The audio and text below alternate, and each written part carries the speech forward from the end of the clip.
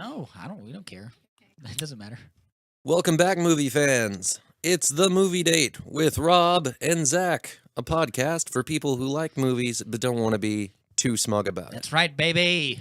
Keep the smug out of here. Get the smug out of here. I'm Get just it saying that. Get the right smug on out of here. Walk it through the door. Yes. Today is a very special day. Not really. It's about the same as all the other ones, actually. We saw a movie that was really good. Yeah. Well, did we, though? Did I like it? I didn't say anything about it. Oh, yeah, that's right. No. We didn't see it together. It wasn't a proper movie date. No. Yeah, it isn't. I just kept looking over that empty chair, and I was like, Didn't have anybody yelling dope in my ear. Didn't have anybody going, Very- that's not accurate. Did you look over at It your was chair? It was actually, well, no. Did you look up at the moon and wondering, is Rob I actually looking at did the go same to moon? see it on like a date kind of thing, Yeah. and there was right after the preview started, a group of teenagery people walked in, about like 15 of them, and they're just rabbling on, and they wouldn't quit. So I had to like pull out a middle finger for them. They quieted down some, to appropriate levels. Damn right. And then there were some older gentlemen, probably like middle-aged dudes, and they would not stop talking, and it was in a language I didn't understand, and it was bad. It was Probably real bad. Probably Russians. No, I don't They know. don't care about anything.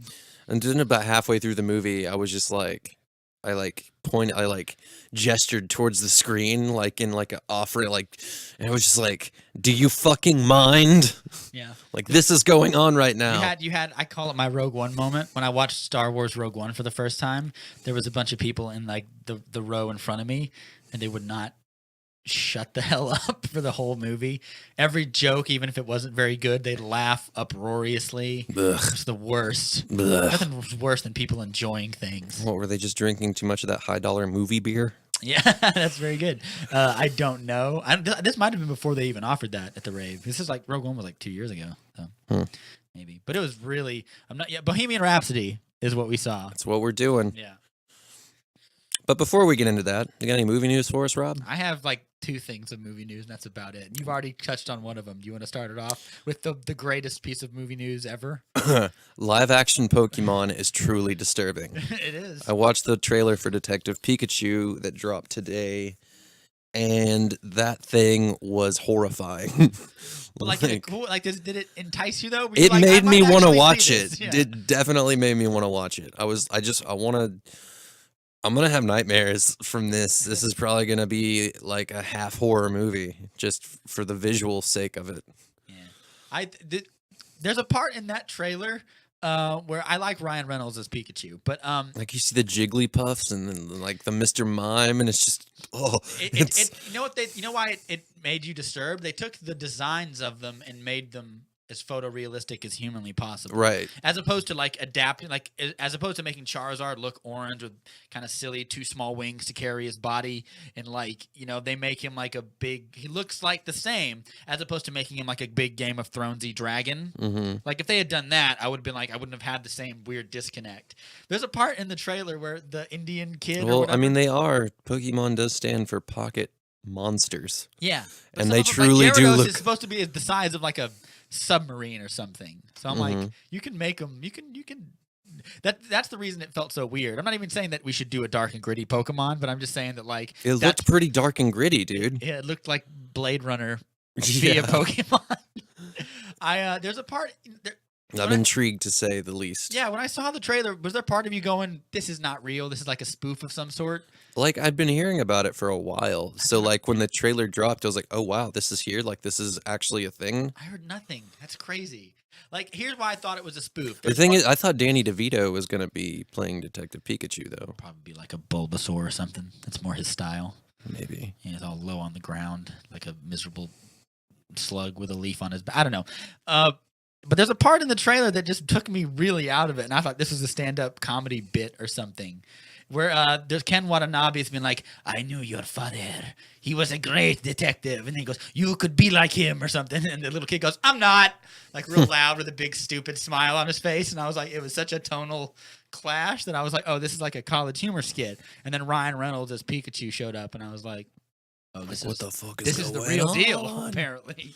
Yeah, dude. I'm gonna see it just so I can say I've seen it and like we'll do a weird episode on it and just talk Oh, about yeah. how trippy it is. Let's do that. Yeah. What about you? Sock it to me with your movie news. I had there's only 2 pieces of movie news that I had. One is Shazam entered some reshoots for a little while. This is like 3 weeks of reshoots, and a bunch of people are freaking out online. Like, is this Justice League 2.0? Is it a bunch of people, or is it just your tiny little DC forum? No, it's like it's like every time I look at like one of the tweets from the director, it's like thousands and thousands of people. So it's only like 3 weeks of reshoots. So I'm like, that's not really enough to do much of anything. It's like Doesn't that movie come out this holiday season? Comes out a few months after January, so like probably May or March or April. Is that far out? I thought it was coming out this holiday season. No, that's Aquaman. To tie that into the next piece of movie news, Stan Lee died. He did. He deserved it. No, I'm kidding. He's all right. He deserved it in the sense that he was like 95. Yeah, He's like like ready the to cosmic go. sense, he deserved it. Let's not talk about the controversy of the, all I think a lot of people got mad when I posted that too. I was just making a joke. Like some people are not going to like that very much. You're not wrong, Rob. No, but of he, course I'm not. But he did do a lot of giving. Absolutely. He was a little handsy when it came to intellectual property, but if we didn't have Stan Lee, it's very possible we wouldn't have a bunch of cool stuff. We wouldn't have the Marvel we have today. Yeah. And that is very much true. And it wouldn't be as cohesive in a way. All those characters, they weirdly fit together in that world. Even when you look at like the X-Men versus the Avengers versus crazy space stuff, it all feels like it could fit right together. Right. And we wouldn't have all those really awesome Marvel video games from when they decided to start offloading rights in the 90s. It's a mixed bag to say the least. Mm. Yeah, you want to do like a moment of silence for Stan Lee? Should we do it? Just let the real tension seep in. Hashtag Excelsior.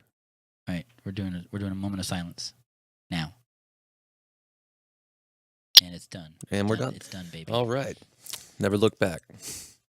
Yeah, that's all the movie news I have. I don't have anything else. Can't think of anything. That movie Green Book I looks had a pretty good. few things, but none of them very noteworthy. Yeah. You want to just dive into it then? Yeah, that movie Green Book looks pretty good. Remember we talked about that? Oh Wanted yeah. to see it, and now Saw it's the getting- trailer for it. Yeah, it's getting more and more, like praise or whatever. And I'm The like, one with Viggo Mortensen and Marshall Ali. Yeah. Yeah, looks really good. I think we should see it. We should probably see it. Let's see it. looks like a good buddy film with lots of tugging at your Yeah, I heartstrings. can't tell if Viggo and- Mortensen just plays a cab driver or like a ruthless hitman hired to like protect him or something. Well, it's based on a true story, so what we Ruthless should hitman. Then it's well, definitely what we should do is do a little homework first and see if the movie lives up to what the true story is. Bohemian Rhapsody, baby. Oh yeah. Let's talk about it. According to the internet, Bohemian Rhapsody is a foot-stomping celebration of Queen, their music, and their extraordinary lead singer, Freddie Mercury, who defied stereotypes and shattered convention to become one of the most beloved entertainers on the planet. The film traces the meteoric rise of the band through their iconic songs and revolutionary sound, their near implosion as Mercury's lifestyle spirals out of control, and their triumphant reunion on the eve of Live Aid, where Mercury, facing a life-threatening illness, leads the band in one of the greatest performances in the history of rock music.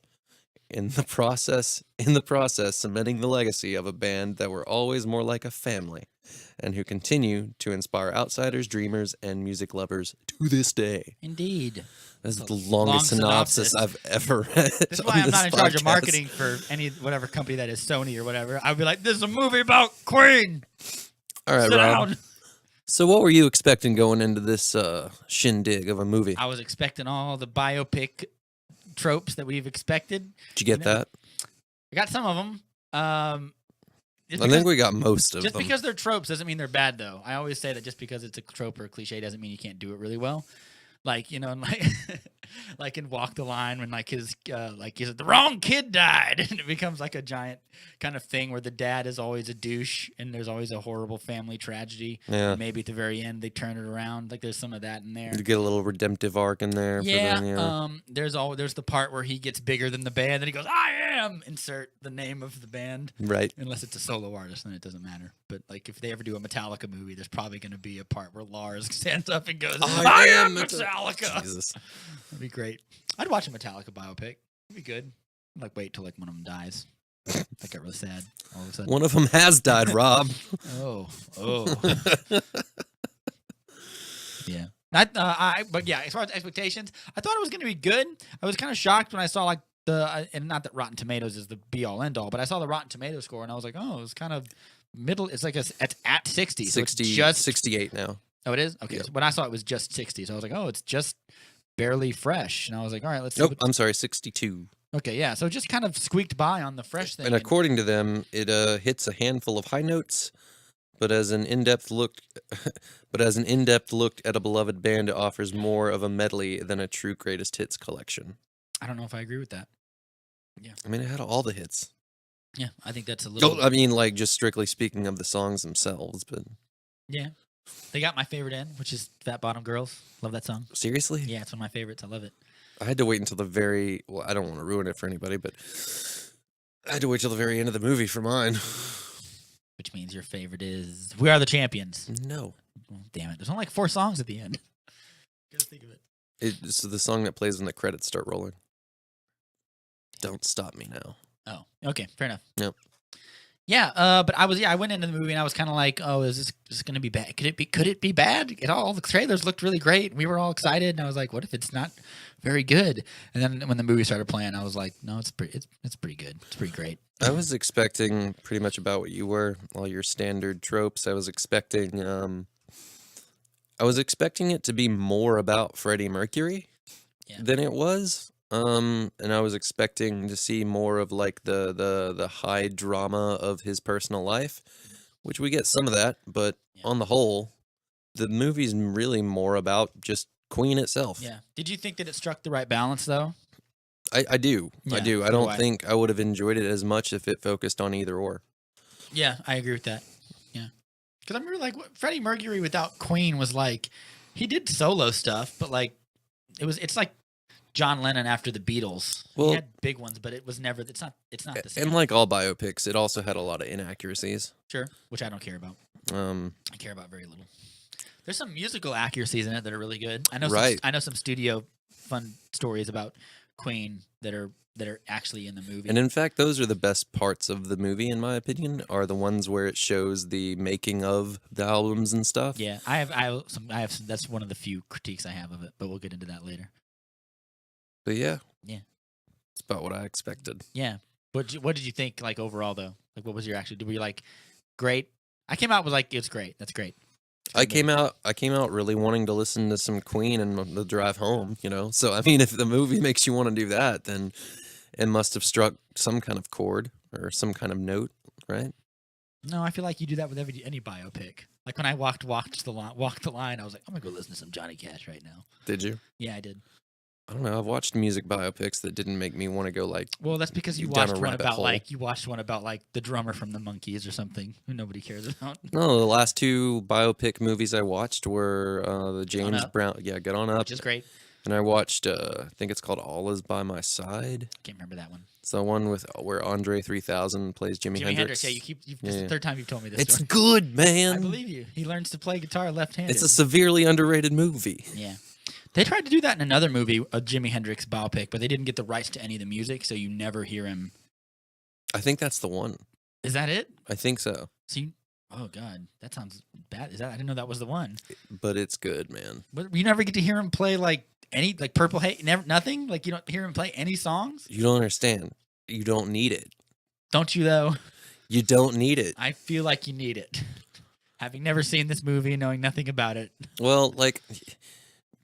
Contrary to that, this movie, all the rights, all the songs, all the hits, I was going to be really mad, like, if I didn't, like, if they just were, like focused on, like, lesser-known songs and stuff, but it was, like, fan servicing to a big degree. Yeah. It's like there was a movie about John Lennon when he was a kid.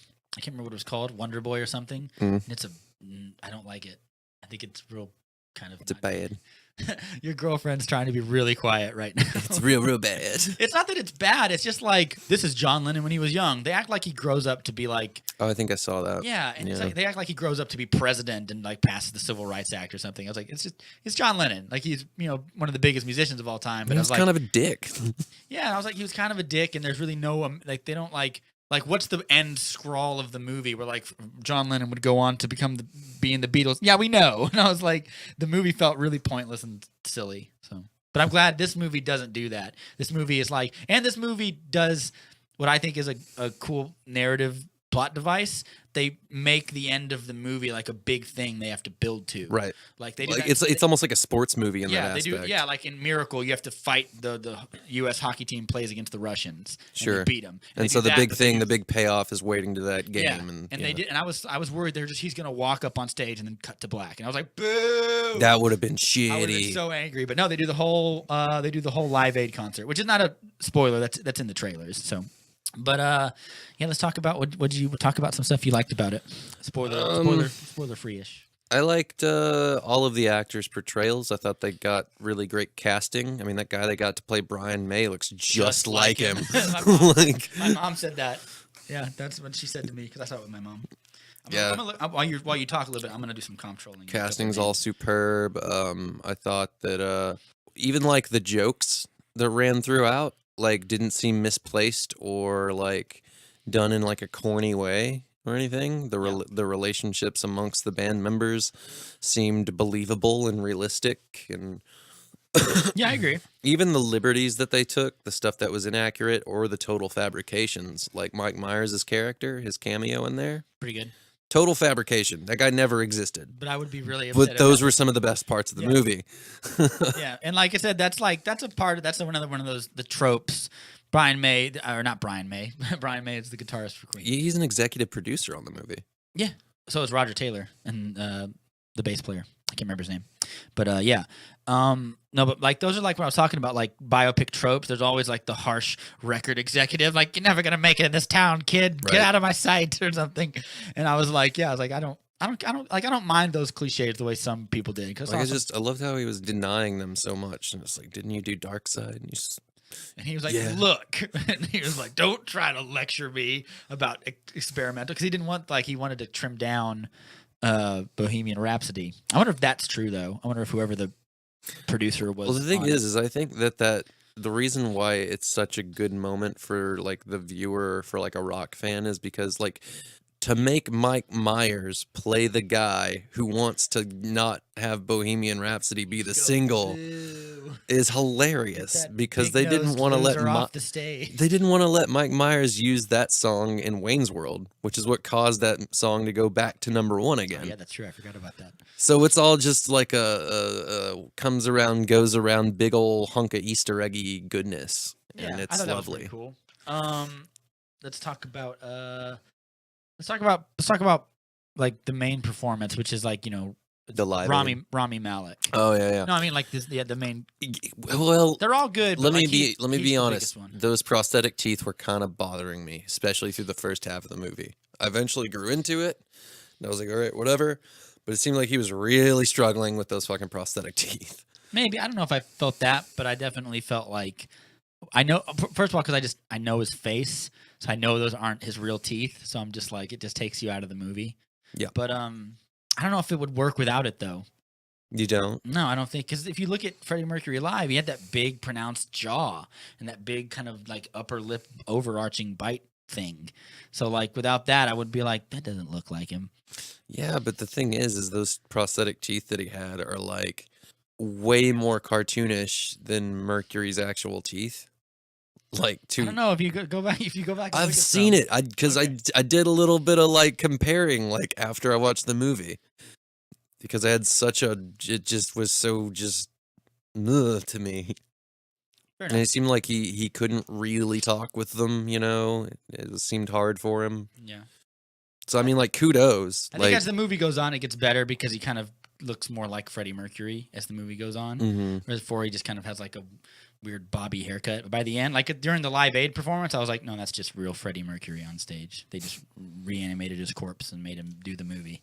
Yeah. He looks like he does it down to like the movements at the end. He does it like Oh yeah, like perform like he definitely gets into it. The flamboyance, the whole shebang. And apparently there are parts where Rami Malek actually sings some of those songs. Like the first time he meets Brian. I could tell because some of it's definitely not recorded Queen stuff. Some of it is though. They go and they isolate vocal tracks, and then he lip syncs over the top of it. So that's why it sounds so good or whatever. It's pretty good. Which means they had to open up the recordings, which is a real bitch, and they have to go in and edit them like on a Pro Tools rig that we're using to the movie, which is, that's a lot of work. So kudos to whoever the sound editor and stuff is for that movie. Oh, yeah. But what did you think of Rami Malek, like overall? What did you think of the performance? Did it emote a lot for you? I mean, I've never watched like Mr. Robot or anything like that. So I've never seen him in really anything else. Yeah. So I don't really have anything like performance wise to like compare him to, like, oh, he's improved, like, but I thought that he did a good job. Did a really good job. Yeah. He knocked it out of the park. Yeah. Except for the teeth thing. No, the teeth. It's just a minor annoyance. The teeth grow on you. The teeth do grow on you. I'll give it that. We can't talk spoilers yet. There's the only overarching negative I can think of throughout the whole movie. Overarching. What are we, a cat? Overarching? There you go. Whatever. There's the only negative I can think of. It's a really nitpicky one, but I do feel like it's just you miss out some really cool opportunities by not doing it.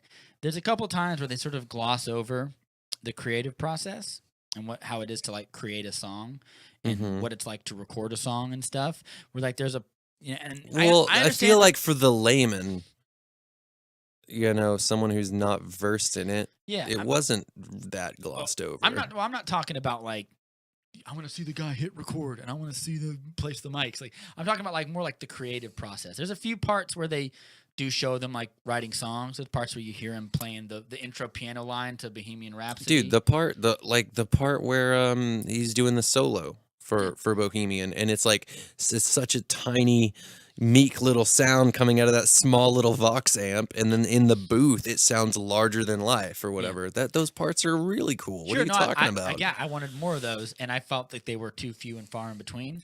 Let me give you an example. So in the movie, you're gonna hear them make songs, so this is a slight spoiler. Like there's a part where you see I have this out for a reason. Like, come on, the part where they get the impotence for like "We Will Rock You" or whatever.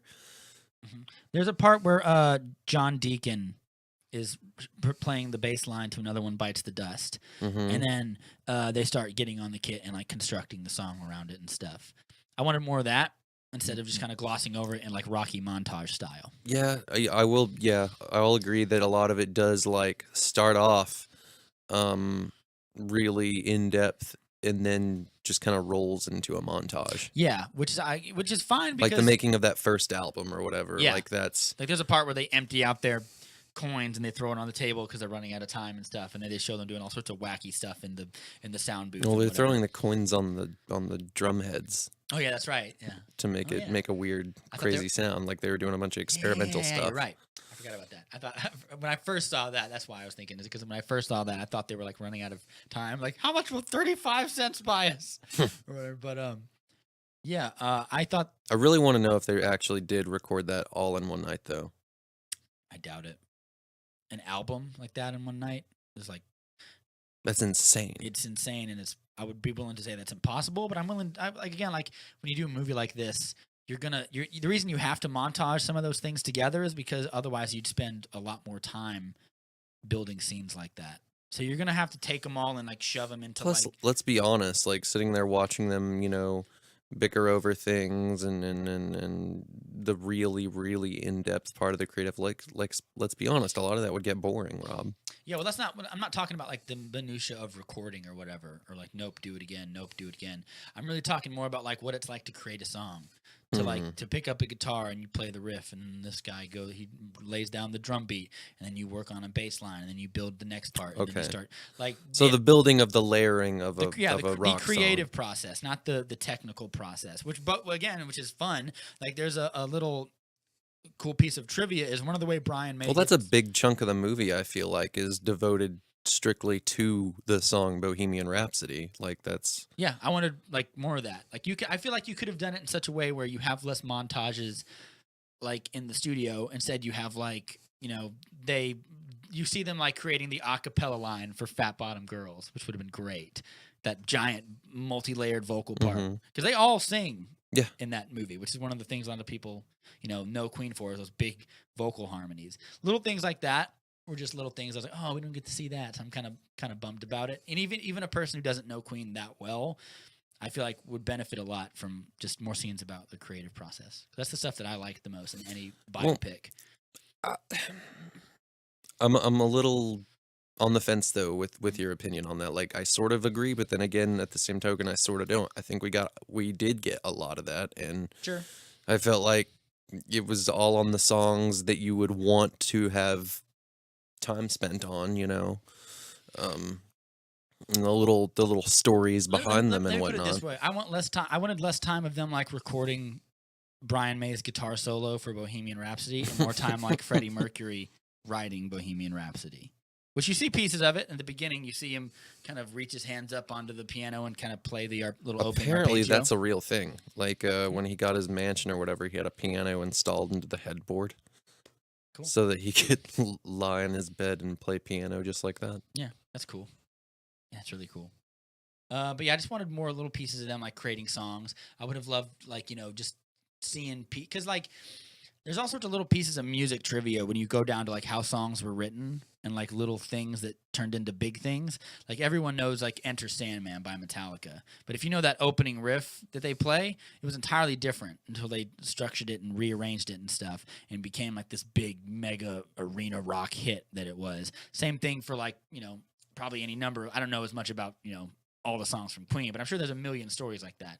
Like the We Will Rock You scene, I thought was awesome. Right. When he gets them all up on the thing and he's like, I'm tired of waiting for this late son of a bitch. And he gets them all to do and like the impotence behind it, that's really cool. Like they wanted to give the audience more something to do and stuff. Like that's really great. Yeah. That's the only negative I have about this movie. Because I think everything else is virtually perfect, to be honest with you. But there's nothing else that I would change. You didn't want to see more like, more of his like private party life, more of the relationship stuff. No, because what's that going to be? Just more of him drinking and doing drugs and having sex with people. Like that's true. We can fill in. We know enough about that to fill in the blanks because we've seen it in every biopic movie ever of someone like once they get famous, they start doing substance abuse and all that stuff happens. So like I can live without that. So you think we got the perfect amount of everything, just besides the what you're calling the creative process of the writing of the song? Yeah. That's just, and that's just something that yes. I don't want to ramble on, but yes. All right. Yeah. Spoilers? Yeah, unless you have any negatives you want to talk about. We can do it when we get into spoilers. I feel like the movie is pretty perfect aside from that. Like there's nothing else I would change. There's nothing else that I would take away from it. I think everything's pretty perfect. I mean, besides the inaccuracies, but I mean, like, if you're gonna be completely and totally accurate, then it might not make for as interesting of a movie. Yeah, like, agree. The reason they broke up before Live Aid wasn't because of any strife or anything. It was just because they literally needed a break, shit like that. Yeah. But I mean, that's just, fanboy soapboxing. Yeah. Nobody wants that. Yeah. I think the fanboy soapbox is like, it's worth half as much as a regular criticism. Because you can only make it if you actually are intimately familiar with whatever the information is. Let's do spoilers. I teared up a little bit near the end of the movie where he has that moment with his dad when he says good works, good thoughts, good deeds. And I was like, I got emotional. I teared up a little bit. Doesn't take much to make me cry at a movie. When he repeats his own father's mantra back at him. Yeah, because it's like at first his dad was really, and I know it's a trope because it's every biopic movie. There's the parent who doesn't believe in the kid or whatever. But when that moment happened, I was like, oh, they're coming back together. It's beautiful, it's wonderful. For like a Character arc. second. It's great. And then he turns on the TV and watches his son like rock a Wembley Stadium. I was like, that's got to be. I don't care if that's true or not. I'm just gonna go through the rest of my life thinking it's true because it makes me feel nice. Right. Okay. I can dig it. Yeah. I like the relationship with all the bandmates, you know. They all have their own like striking personalities and stuff, even the damn bassists, Yeah. you know, like they all get good time to shine, you know. Yeah. We all see what they bring to the band, you know, like the drummer's the quipster, he's making all the scathing remarks Yeah. and shit, and he's a hothead. Willem Lee is the guy who played as drummer. And you know, you got the guy who plays Brian May, and you can tell he's like the voice of reason and like the fucking, you know. Yeah, kudos to that guy. They get a lot of pieces about Brian May right too, especially if you look at some of the live shows not actual shows, but in the movie. Mm-hmm. Like you'll see behind Brian May, there's like the way he would get his guitar tone is he would have a bunch of Vox combo amps, Stacks of Vox amps, and he would daisy chain them together, and he would there's mics on all of them. And that's how they would get his tone. That's how it was so stacked like that. And that's the only thing you can only know if you like dive into all those little details. That's one of like, you know, there's a bunch of little things like that throughout the movie that I thought were really dope. I like at the very beginning of the movie when it's like, because the introduction to the movie is like them getting ready to go on stage for Live Aid or whatever. Yes, very sports very sports movie-ish. Right. And that's cool. I like how they did that. And you see like the microphone case opening, and there's the mic, and you see the guitar case opening. Could have been like the only thing it missed was like a big choir going, oh, yeah, something like that. It's really cool. Pumps you up. It does, yeah. What's some other things here? I liked one of the things that I like in any musical biopic is I always like seeing the person go from like there's always like I call it like the tilt. There's a part where it stops being fun and it starts being sad, and it's like you see them going from playing like that terrible bar or whatever at the beginning, and then like there's like after they kind of first get their manager or whoever, and they start playing like kind of big theaters and stuff, and that's when it's still fun. When they go to America or whatever. Yeah, and then when they go to America, it starts to go downhill real quick. And I always like seeing that stuff. And there's the I can't remember. There's I guess in Walk the Line, it would be like right after he does the moments before he does Folsom Prison or something like that, when he starts doing like cocaine or something. And gets caught with the guitar full of drugs and stuff. Yeah. I can't even remember. Oh, was that in there? Yeah. I remember that part. That was in there. I believe you. Better, because I am almost always 90% right. Almost always. Not so you're like 63%. Almost always 90% right. So of the percentage that I'm almost always right, it's 90%. Nice. Did you like I don't know if Freddie Mercury's relationship with his first boyfriend, the one that his like ruins his life, manager / handler guy. Yeah. Do I know if that's accurate? Yeah. I don't really. I do know that he didn't meet, you know, the guy he ended up with. He didn't meet him at like a lavish party, like of him being a waiter or anything. Yeah. I think they were just like mutual friends or some shit. Like, anyway. Yeah, I liked that part when he meets him though, even if that's not true. I like that he's like the one person that kind of calls him on his bullshit. Yeah. Like he like tries to slap his ass and goes, "If you do that again, I'm gonna punch you in the fucking mouth." And I was like, "Yeah, don't be such a little jerk, Mercury." Yeah. Yeah, his other managers are real. He's a real asshole, man. I was gonna say something way worse, but like he's a real jerk. Like I mean, I don't even know if that's true. If that's what like got Queen to like. I mean, you said it wasn't true. Like the whole like I've signed a solo deal and I'm gonna leave. I don't think it is. Because I know he did put out 2 solo albums, but I'm not. I feel like entirely sure if it was during that period. Yeah, I feel like it would be fine if he did that because like they're probably multimillionaires by that point, right? And they'll just be like, yeah. I like when they're first recording. They're doing their first kind of real album, and they're recording like Bohemian Rhapsody and all the stuff on that album. There's a part where they're arguing over like who gets credit for what song and stuff, and Roger Taylor is like, I want this first single to be "I Love My Car," Oh yeah, and they have that fight. He's And like, "What's this even about, man?" And he Like, goes, you have a very interesting relationship with this car. There's a part where he gets real mad and he's about to break the coffee machine, and they all they're like, freak "Not out. the coffee machine." And I like later, Mike Myers' character goes, I think the first single should be I love my car," or whatever. And Roger Taylor goes, "You see?"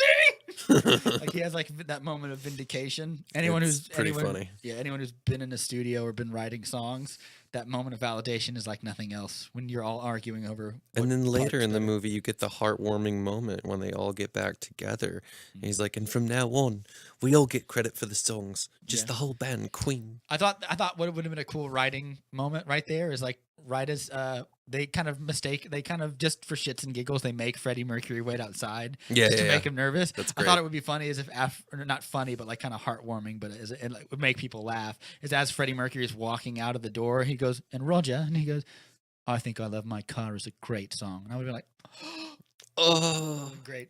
I would have written that in there. but there's no way he could say that. Like, Yeah, maybe that would have been great though. There's the part where he's there's some more of the tropes that I like, but also acknowledge or tropes is the part where he goes, "I am queen." right. Yeah. I almost got like just Yeah. raspberried in the theater. I was Yeah. like, "Come on." Yeah. I mean, he wasn't. Look, I don't know if that's true or not. He could have very well have said that exact phrase. He was an ostentatious dude. Right. So I mean, it's perfectly reasonable to assume that he would have an ego. I like at the very their like first real show that they're playing. I can't remember if they're still like Build a Smile or not.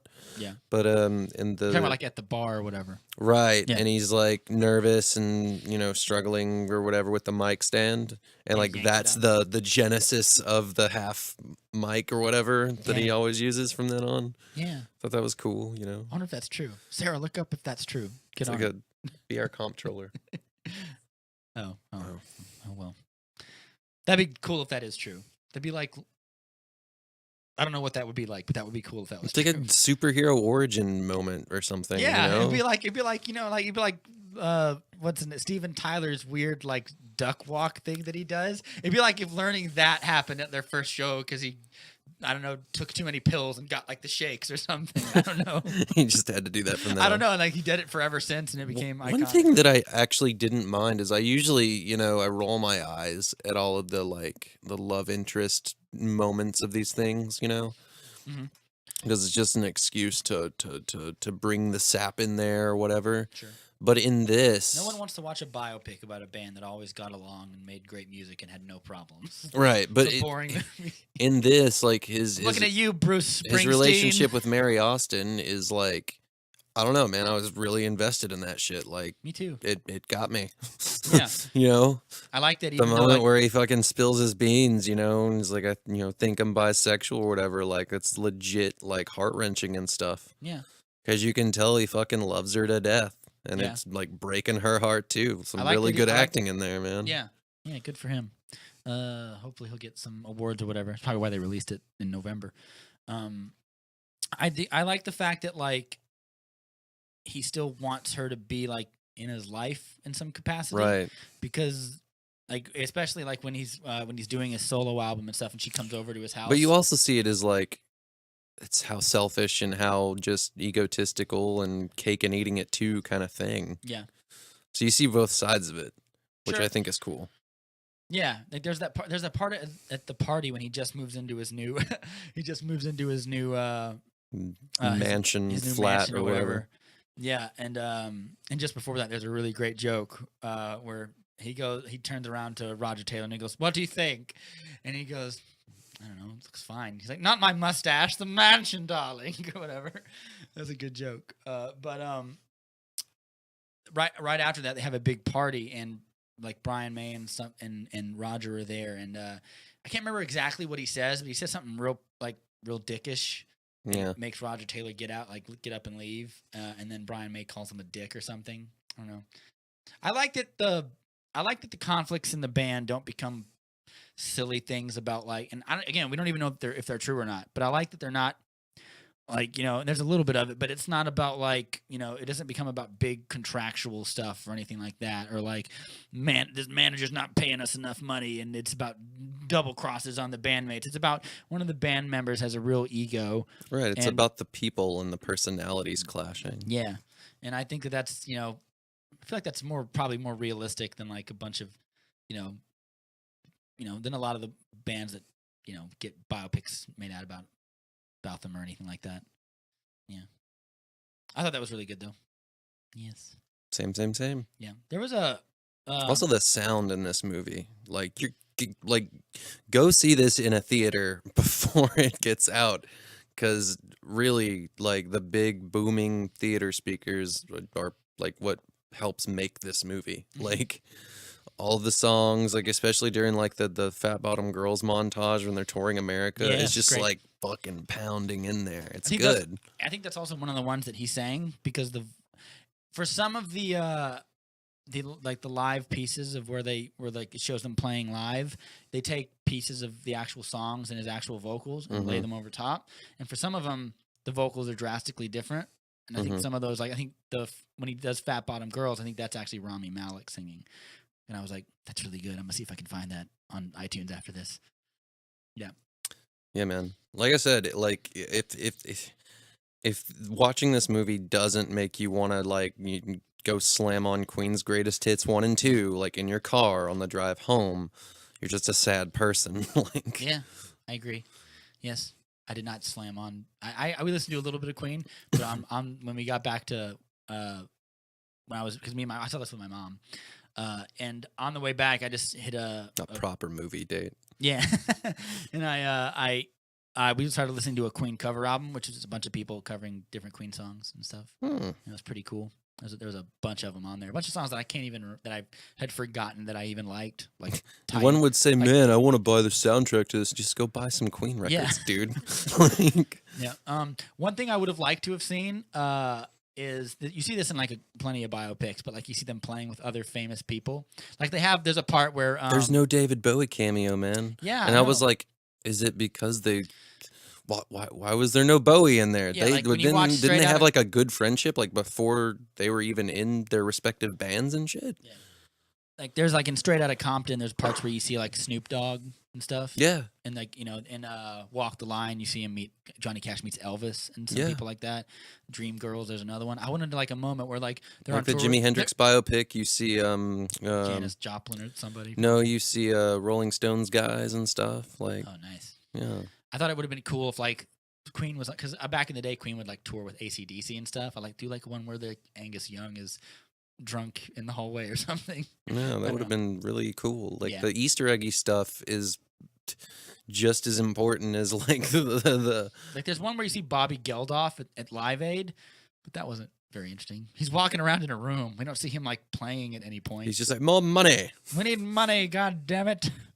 But and I thought it was like hilarious that like they only started racking up numbers and calls whenever Queen got on. Like, of course they did. Yeah. None of the other bands before. Like, did you hear what is it, REO Speedwagon or somebody that gets on before them and like they obviously rocked the damn house. You weren't getting any calls while Speedwagon was playing. You serious? They just made that's a narrative plot device or whatever. But it worked though. It makes you believe. It made you believe that Queen was that good or something. Well, even though another inaccuracy that bothered me is the fact that he like knew he had AIDS before Live Aid, which is nigh impossible. Do we know that's true? We do know that's true. If I look that he would have had no idea he had AIDS at the time Live Aid was going on. Okay. Maybe. I'm going to look this up when the podcast is off. Next podcast, we're going to have a corrections department, man. Call me out. Leave those comments. I'll do it. Just to see what happens. I don't really have much else to say. I think this is a great movie. I think everyone should go see it. I hope he wins like an Oscar or something for it, which usually I don't care about that much. I mean, there's potential there. Yeah. Hey. A lot of people were saying like he's not going to because it's only 60-something%. Why is this movie only? Who are the 38% of people that just didn't like it? What's their argument? I don't understand. I'm gonna look up some of the negative. Maybe they those glossing over parts, like you've got probably maybe the LGBT community or something like being like, "Hey, there wasn't enough gayness in this movie," or like there wasn't enough, or I or don't you like- coming from the recording perspective, like there's not enough creative process, or Yeah. But I mean, So I like, definitely don't want to see a lot more. you've got a recording run stuff. time. You've got a run time that you've got to stay Yeah, in. I did tell my gay cousin, you should go see this movie. You probably really like it. And he goes like, how gay is it? I'm like, it's like a solid 5 out of 10 gay. And he was like, I'll think about it. Well, I mean, they're trying to appeal to a wide audience, man. No, I understand. They don't even I don't even feel like they gloss over it that much. Like everyone knows Freddie Mercury is gay. You don't have to. Right. You don't have to like dedicate a huge amount of time. So that's to why that. I felt like it was really cool that they showed a bunch of stuff that, like your average just Queen listener, somebody who's just only heard the hits or whatever, like wouldn't know or wouldn't have thought about or whatever. Like Sure. the inception of the band. It used to be called Smile, like shit like that. Like lots of those behind the music, if you will, kind of things. Okay, so Not the stuff that wasn't so much in the public eye. Yeah, I agree with that. We have 62 from the critics, 93 for the audience.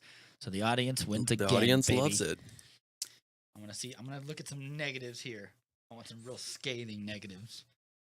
All right, here we go. Yeah, I'm gonna say this, man. Like, put Malik up there with like some of the top, like, character guys up there with Chadwick Boseman for his Get On Up performance. Yeah. And others. Jamie Foxx for the Ray Charles. Yeah, one. Jamie Foxx for Ray Charles. I forgot about that All right, one. so here we go. This guy has got That Doors movie. That was okay. I liked it. I was never a big Doors guy, so I was kind of like watching a movie about a band that I was just kind of like, okay. Tell me Val Kilmer didn't look and act and sound exactly like fucking Jim Morrison. Yeah, he nails that. He nails that so good. I'm always weird that people don't talk about that more. Right? Because I feel like he's really good in it. He is. Yeah. This is a 4-word negative review. Freddie Mercury deserves better. I mean, probably Carly Lewis. The only thing I think is he deserves better prosthetic teeth. Fair enough. That's a positive review though. Ideally, a film like this would attempt to add to or to contextualize a legacy. Instead, Bohemian Rhapsody tries to sanctify it, pack it in bubble wrap to protect it from causing or being caught in any friction. I don't agree with any of that. I kind of do. Really? You think it tries to protect it from like too much from scrutiny? criticism? Yeah, I do. So. Really, the press conference where he throws that, like, asks that lady, does that thing between your leg bite? And he's just completely, it doesn't try to make him look like a saint. Or even any of them. I don't think he does that at all. It's pretty clear about like what his lifestyle was like.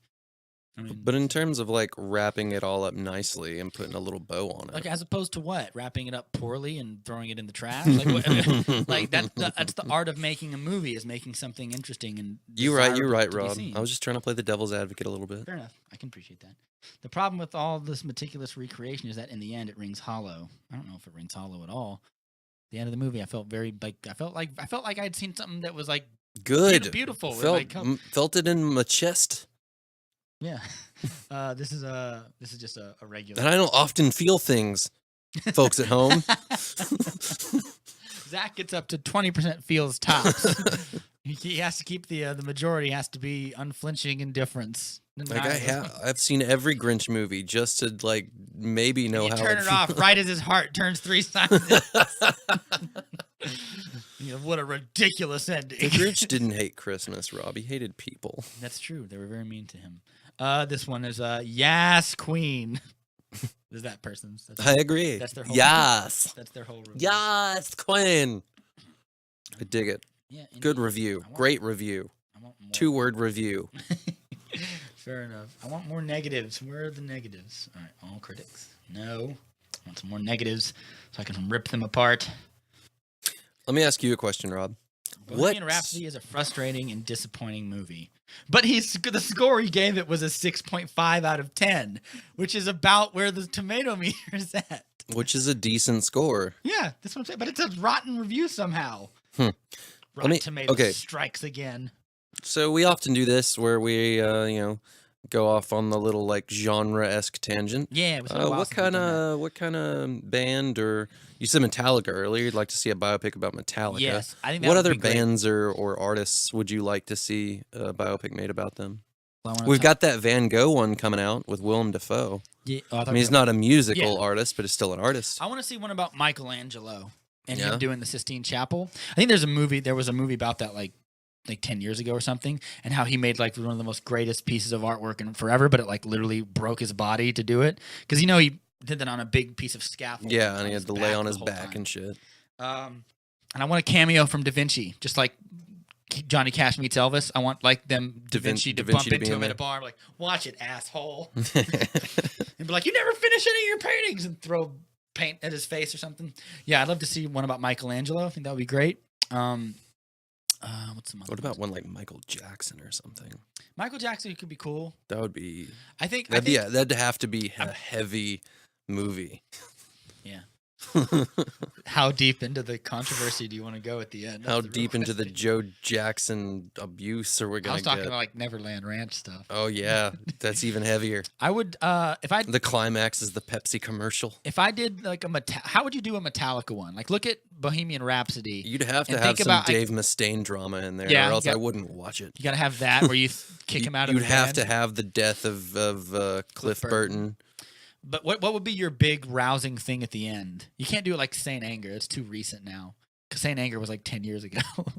So we can like at the end, Queen plays Live Aid and it starts off and it's real sportsy. You'd have the end be like, so that's like, okay, so towards the final act of this movie is them like getting back together and doing their little rehearsals and stuff. You make the tail end of the Metallica movie the Black Album. Yeah. So you don't even touch on the 90s stuff like before Metallica got bad. Yeah. You leave it at their peak. I guess, but that's where a lot of the interesting stuff happened. Like James Hetfield got engulfed by flame in '93 and stuff, and like he couldn't play guitar or anything for forever. Like all that stuff happened. The Napster stuff. Like you're leaving out some of the cool controversies. I don't know. I think the Black I think it was just controversy.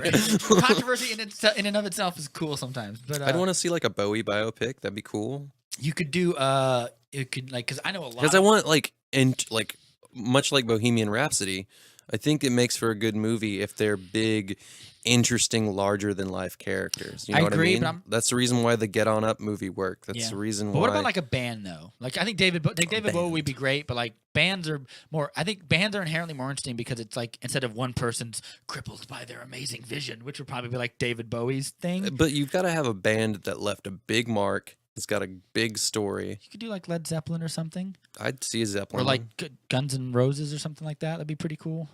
The Guns N' Roses one would be gritty and heavy, sure. Yeah. I'm trying to think of some more. Maybe Van Halen? I don't know. No, Van Halen would be pretty interesting, I think. They are, but I don't know if you have enough like hatred. What about like a boy band? Would you watch the Backstreet Backstreet Boys biopic or the NSYNC biopic? I think I would. What about like Destiny's Child biopic, like something like that? If we have a scene and like I want to see and you see Beyonce like be like, I ain't having no more y'all or something. There's always a scene in like in Bohemian Rhapsody, there's scenes of him writing lyrics on the piano. I want one with NSYNC of him going, ain't no lie. And he goes like, bye, bye, bye. Like, it's genius. That would be great. I know that's not a terrible. I mean, what was the Jackson 5 if not like a 70s boy band or something? So I wouldn't even necessarily hate that idea. I don't know. I want like not everyone needs to be like a big superstar. What are some like they're not huge like Billy Squier? Like I'd watch a story about Billy Squier. I'd watch one about like Cher. But she's huge though. Like I'm talking about like we need like a mid-level-y. Okay, person. So a lesser known. Like, yeah. Like Billy Squier sold 18 million records in his whole career. Billy Idol. I'd watch a Billy Idol movie. Oh, that'd be great. I'd love that. Better than Billy Squier. Call it Rebel Yell. Oh my God. Who do you cast as? No, even better. I got one for you. You say White Wedding. It has racial overtones. Bon Jovi. That's not a little one, but that would be. Do you remember that Def Leppard movie? There was a Def that they played on VH1 like way back when in like the early 2000s. No, I don't remember. Dude, that was a good movie. It was like a movie with actors? Yeah, with actors, and like towards the end of the movie is where he gets the drummer gets in the car wreck or whatever and loses an arm and shit. and then like Never the seen third act of the movie is I them love that struggling leopard, to so get I'm really weird that I the haven't third heard of act. this. The third act of the movie is them like struggling to get Pyromania made or whatever. Cool. Yeah. That'd be great. Yeah. Interesting. This is a little off topic. In 2013, Def Leppard, I didn't even know about this. They remixed and mastered "Pour Some Sugar on Me" and like a bunch of other stuff as well. And I was listening to An Iron Maiden biopic. and I was well, That you're would cutting be off my gnarly. you're cutting off my I'm story. sorry, the idea machine's turning. I need to make a call to Hollywood. Get Bruckheimer on the phone. But Bruckheimer, I've got 2 words for you, baby. Iron Maiden. Iron Maiden. Anyway, I like Get it, do it, got it good. we'll get Nicolas Cage, your favorite person ever, to play Bruce fucking Dickinson, yes. I would kill to see that movie. But no, what was I saying? You interrupted me and I'm threw me sorry. off my groove. What was I talking about? I've forgotten it now. No, I listened to an A/B comparison between like the original '80s mix and like the new one, and I'm gonna be honest, the new one sounds better. I know, Oh, I mean- sacrilege. Modern technology can do wonders. I guess. I forgot how good that song was. Great song. I love it. I love those big stacked '80s gang vocals. Gang vocals are a thing of the past. We need to bring them back. If you're a producer out there and you're working on a record, put some gang vocals in it. Judas Priest would be a good one. And by gang vocals, we don't mean Lil Jon going yeah, Yeah, in the I mix. mean, like, I want like a big room of 10 people. That's bad. That's bad. I'm sorry, folks at home. What about Judas Priest? They have a gay front man. There's probably some big roiling controversy there. So you think it can only be a good biopic if it's got a gay frontman? No, I just talked about a bunch of them that weren't. I'm just Yeah, saying I mean, that yeah, would be sure. good, Rob though. Halford's an interesting. I'd see a Lemmy movie. Well, they already did like a documentary about him, so I guess we don't really need Documentaries are boring. They're played on the History Channel. Oh yeah, this is for entertainment. These are movies. These are movies, baby. Are we never gonna do a documentary for a movie day? Yeah, but it's got to be like the right one, because otherwise I'll be like, let's watch this one about the Kurds fighting ISIS and horrible stories of war. I was like, Rob, that's too heavy. And you're like, let's watch this weird one about this guy who did drugs. All right, I've got one for you. Let's watch the next Doug Benson documentary. I don't know if I want to do that. So he does Sounds too lighthearted now. Super Jaime, and then he does that one about Comic-Con. I didn't know he did Super Jaime. Yeah, dude. I'll think about it.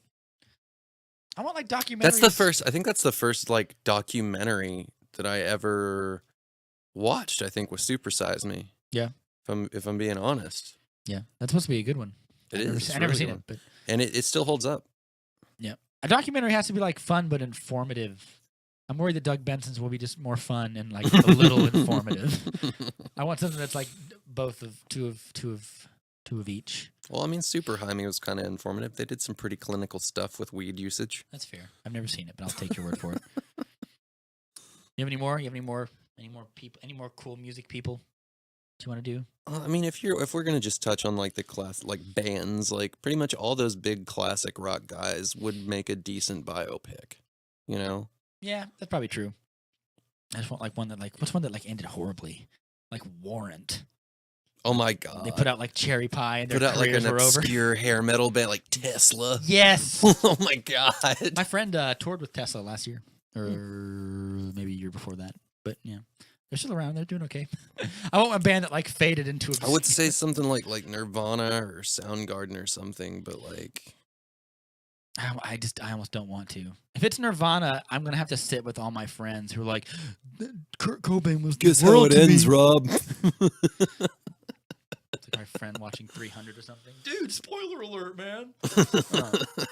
No.